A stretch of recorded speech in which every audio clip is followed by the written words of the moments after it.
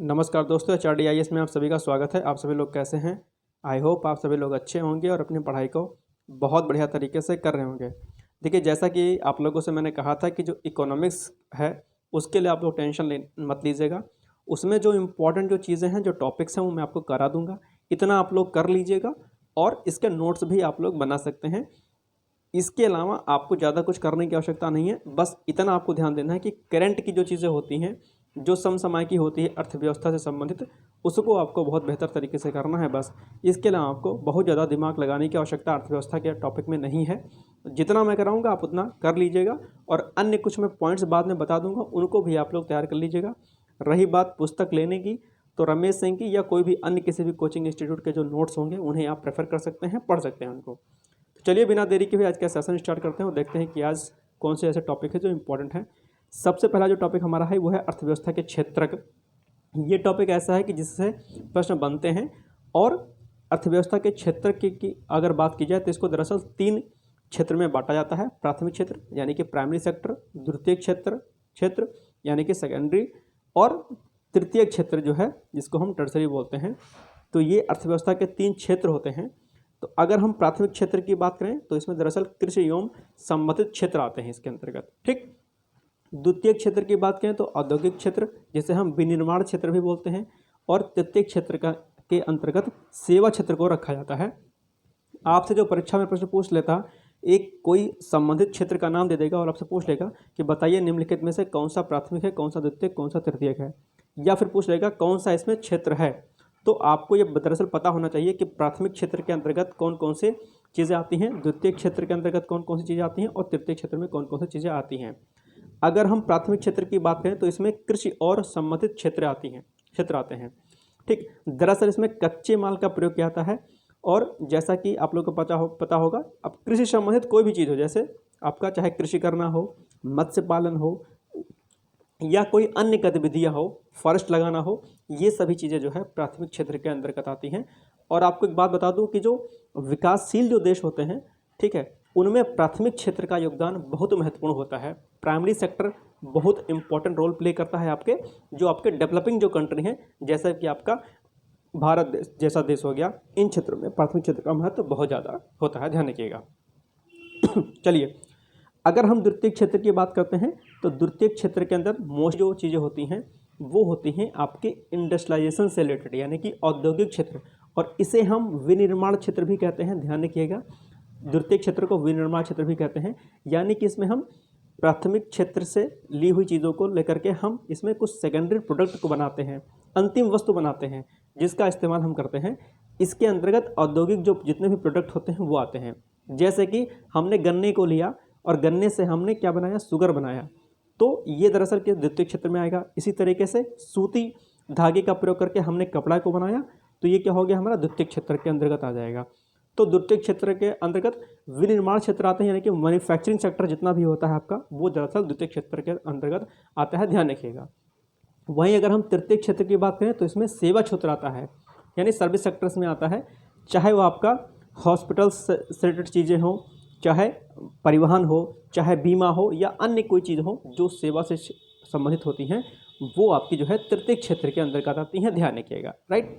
तो ये महत्वपूर्ण है, इसको आप लोग दिमाग में बिठा लीजिएगा। चलिए, प्राथमिक क्षेत्र की अगर बात करें तो देखिए, जैसा कि एग्रीकल्चर हो गया, ठीक है, इसमें कृषि आ गया, सेरीकल्चर रेशम उत्पादन हो गया, पिसीकल्चर मत्स्य पालन हो गया, ठीक है, विशेष रूप से निर्मित तालाबों पोखरों का मत्स्य पालन हो गया। सेरीकल्चर आपको पता ही होगा, रेशम उत्पादन, रेशम के कीटों का वाणिज्यिक पालन, ठीक। तो ये सब चीज़ें जो है, हॉर्टिकल्चर भी उद्यान कृषि हो गया, ये सब चीज़ें जो है क्या कहते हैं, विटीकल्चर अंगूर की खेती। अच्छा, ये सब भी चीज़ें भी ध्यान रखना, थोड़ा सा एग्जाम में आपसे पूछ लेता है कि हॉर्टिकल्चर में क्या होता है, पिसीकल्चर में क्या होता है। तो ये दरअसल जो है आपकी क्या है, आपकी प्राथमिक क्षेत्र के अंतर्गत आती हैं, ध्यान रखिएगा। जैविक कृषि के बारे में आप सभी लोग को पता होगा, मोस्टली जो है प्रश्न आपसे पूछ लेता है कि जैविक कृषि में क्या होता है, रासायनिक खादों के स्थान पर जैविक और प्राकृतिक पीड़कनाशी का उपयोग किया जाता है, ठीक है। तो जैविक कृषि आजकल बहुत इंपॉर्टेंट चीज़ें हैं और जैविक कृषि जो है आपके मुख्य परीक्षा के लिए भी इंपॉर्टेंट होता है, ध्यान रखिएगा। फसलों का उत्पादन बढ़ाने के लिए कोई अनुवांशिक रूपांतरण नहीं किया जाता है, यानी कि इसमें कोई जो है जीन की फ्रीक्वेंसी वगैरह नहीं की जाती है, ठीक है। इसमें प्रॉपर जो है एक आपका रियल प्रोडक्ट मिलता है जैविक कृषि में, और ये आपके स्वास्थ्य के लिए बहुत लाभदायक होता है। चलिए, कृषि की प्रक्रिया दी हुई है, इसको आपको ज़्यादा पढ़ाई इसमें उसको नहीं देखना है, इसको आप छोड़ दीजिए। ठीक, अब भारत में अगर कृषि की बात की जाए तो भारत एक कृषि प्रधान देश है। कृषि क्षेत्र देश की कुल आबादी के लगभग 70% को आजीविका तथा देश के कुल कार्यबल के लगभग 54.6% जो है इसका प्रतिशतता है इसकी है। ठीक है, जनगणना 2011 के अनुसार ये जो है कुल कार्यबल के 54.6% जो है क्या करता है, रोजगार पैदा करता है, जनगणना 2011 की उसके अनुसार 2011 की जनगणना के अनुसार। ठीक, अब देखिए ये कुछ डेटा है कि जहां वर्ष 1950-51 में यानी कि 1950 टू 51 में जीडीपी में कृषि की भागीदारी कितनी थी, 55.4% थी। ठीक, वहीं अगर हम 2019-20 के आंकड़े की अगर बात की जाए तो जीडीपी में कृषि की भागीदारी घटकर कितनी हो गई है, 17.8% हो गई है। ऐसा क्यों हुआ है, क्योंकि अभी क्या हुआ है, अभी आपका जो सेकेंडरी यानी कि द्वितीय क्षेत्रक है और जो तृतीय क्षेत्रक है इसमें बढ़ोतरी हो गई है। दरअसल तृतीय क्षेत्र में बहुत तीव्र गति से बढ़ोतरी हुई है। इसी कारण से जो हमारा जीडीपी का जो स्तर था कृषि से संबंधित वो क्या हुआ है, वो डाउन हुआ है, जबकि हमारा द्वितीय और तृतीय क्षेत्र क्या है, तीव्र गति से बढ़ा है। चूँकि देश की आज़ादी के बाद मैन्युफैक्चरिंग सेक्टर इतना अच्छा नहीं था, हमारा सेवा सेक्टर यानी कि सर्विस सेक्टर इतना अच्छा नहीं था, तो कृषि पर जो क्या कहते हैं जो हमारी क्षमता थी वो ज़्यादा थी, हम ज़्यादा उस पर निर्भर थे। बाद में इंडस्ट्रियलाइजेशन की वजह से और सर्विस सेक्टर के बढ़ने से इसका प्रतिशत क्या हुआ, कृषि का डाउन हुआ और बाकी का प्रतिशत क्या हुआ, बढ़ गया हमारा। चलिए अगर कार्यबल की बात करें कि तीनों का प्राथमिक द्वितीयक और तृतीयक क्षेत्र में किसका कितना प्रतिशत है, 2021-22 का जो आर्थिक समीक्षा रिपोर्ट आई थी उसके अनुसार, तो 2021-22 की जनगणना के अनुसार आर्थिक समीक्षा के अनुसार जो कृषि क्षेत्र है यानी कि प्राथमिक क्षेत्र है उसका प्रतिशत 18.8% है, द्वितीय क्षेत्र का 28.2% है और तृतीय क्षेत्र का 53% है। ध्यान रखिएगा, तो ये डेटा आपसे पूछ सकता है। हालांकि आपको लेटेस्ट डेटा अभी तैयार करना होगा, जो अभी हाल ही में जो समीक्षा रिपोर्ट जो आई हुई होगी उसको, तो ये आप लोग ध्यान रखिएगा, इसको आप लोग करंट से अपडेट हो जाइएगा। हालांकि मैं बाद में करा भी दूंगा। ठीक है, चलिए अब जो टॉपिक आता है वो दरअसल आता है हमारा ऋतुओं के आधार पर फसलों का वर्गीकरण। इससे भी एक प्रश्न आपका जो है जरूर पूछ लेता है। ये जो पॉइंट दे रखा गया है ये आपको अच्छे से कर लेना है। जायद की फसल के बारे में आपको पता होना चाहिए, खरीफ के बारे में पता होना चाहिए और रबी की फसल के बारे में आपको पता होना चाहिए। एक प्रश्न पूछ लेता है कि निम्नलिखित में कौन सा जो है किसकी फसल है। तो जायद की अगर फसल की हम बात करें तो इसमें खीरा, ककड़ी, तरबूज, खरबूज आदि आते हैं। और ये दरअसल गर्मी का जो मौसम होता है उसमें ये होता है। खीरा आप देखिएगा गर्मी में होता है, ककड़ी, तरबूज, खरबूज। ठीक है, बुआई की अगर बात करें तो मार्च में बुआई होती है और कटाई जून में उसकी हो जाती है लगभग। तो जायद फसल ध्यान रखिएगा।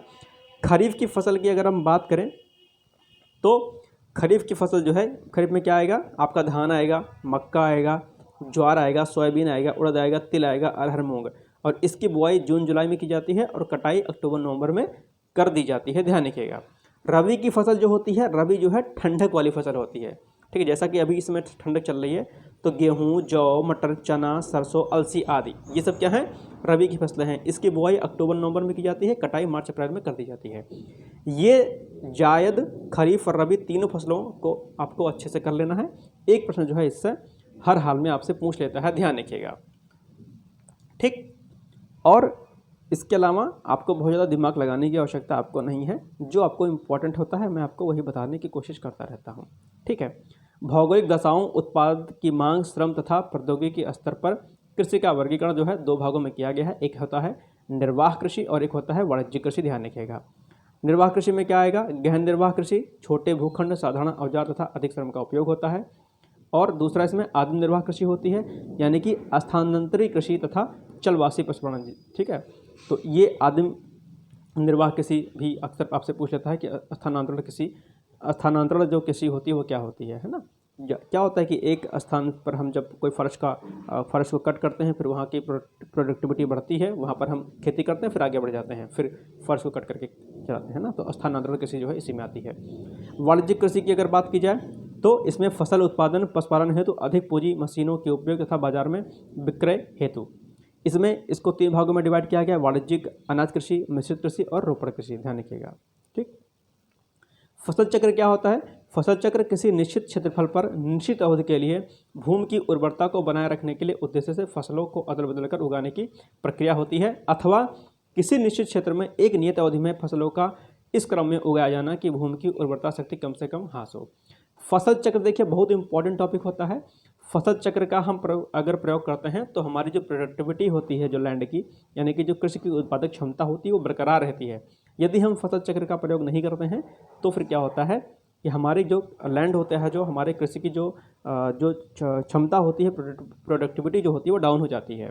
ठीक है, इसीलिए कहा जाता है कि जो एक आपका जो खेत होता है, जो आपका क्षेत्र होता है जिसमें आप कृषि करते हैं, ठीक है, इसमें हमें फसलों को बदल बदल कर लगाना चाहिए। ये नहीं है कि एक ही क्रॉप को आप हर वर्ष लगाते जाएंगे, ऐसा नहीं है।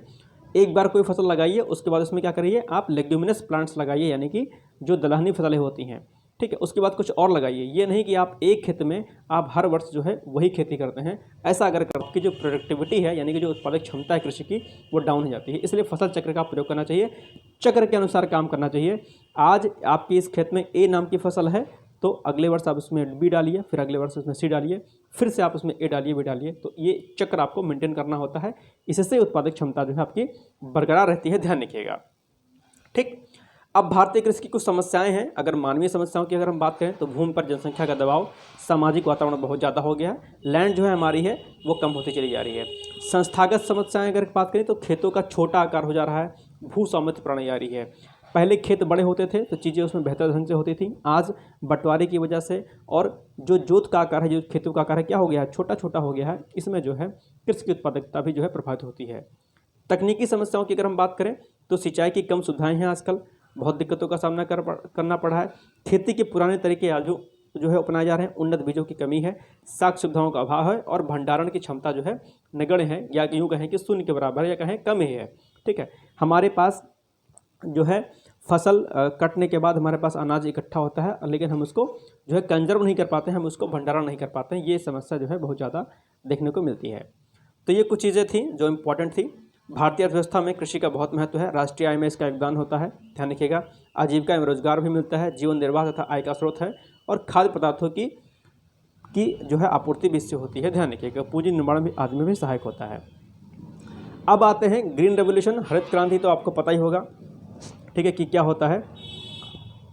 चलिए देखते हैं डिफिनेशन क्या दी हुई है कि 20वीं शताब्दी के 6वें दशक के अंतिम दौर की हरित क्रांति की प्रकृति का सबसे उचित वर्णन बीज, उर्वरक, जल तकनीकी करता है। उच्च पैदावार, विविधता बीजों, उर्वरक, सिंचाई हेतु पानी, कृषि मशीनरी, कीटनाशकों का प्रयोग, किसानों के कृषि ज्ञान ने कृषि के क्षेत्र में उल्लेखनीय परिवर्तन किया, जिसे तकनीकी रूप से हरित क्रांति या कृषि क्रांति के रूप में जाना जाता है। ठीक है, तो ग्रीन रेवोल्यूशन बहुत महत्वपूर्ण टॉपिक है जो है। और भारत में जो है हरित क्रांति के जनक कौन थे, ये प्रश्न आपसे पूछ लेता है। MS स्वामीनाथन जो है इसके जनक हैं भारत में। ठीक है, शुरुआत की अगर बात की जाए तो 1966 to 67 में इसकी शुरुआत की गई थी। बेसिकली जो है इसमें गेहूं की पैदावार और चावल की कृषि पर इस पर का फोकस ज़्यादा था, ध्यान रखिएगा। और किन क्षेत्रों में, पश्चिमी उत्तर प्रदेश, पंजाब और हरियाणा जैसे राज्यों में जो है क्या कहते हैं, इसकी जो है फसल हरित क्रांति को जो है ज़्यादा बढ़ावा दिया गया था, क्योंकि वहाँ पर सिंचाई की सुविधाएं बहुत ज़्यादा ढंग से थी। ठीक, तो हरित क्रांति बहुत इंपॉर्टेंट टॉपिक है, ध्यान रख लीजिएगा। भारत में इसके जो है प्रणेता कौन है, MS स्वामीनाथन है। शुरुआत कब की गई थी, 1966 to 67 में। हरित क्रांति का सबसे अधिक प्रभाव गेहूं और चावल की कृषि पर पड़ा। भारत में हरित क्रांति पंजाब, हरियाणा और पश्चिमी उत्तर प्रदेश में सर्वाधिक सफल रही, क्योंकि सिंचाई के साधन यहाँ पर प्रचुर मात्रा में थे।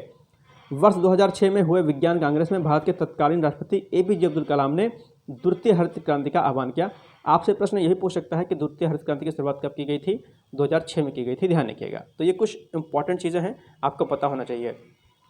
हरित क्रांति कृषि उत्पादकता को बढ़ाने के लिए लागू की गई नीति थी। पारंपरिक बीजों के स्थान पर उन्नत किस्म के बीजों का प्रयोग किया गया था। और जो आपने जो हाइब्रिड जो बीज सुने होंगे, सीड सुने होंगे, वो दरअसल आपके हरित क्रांति का ही एक जो है उसी का एक रूप था, और उसी के माध्यम से हाइब्रिड बीजों का जो है प्रयोग किया गया था। वैश्विक स्तर पर अगर बात की जाए तो हरित क्रांति के जनक कौन कहे जाते हैं, नॉर्मन बोरलॉग।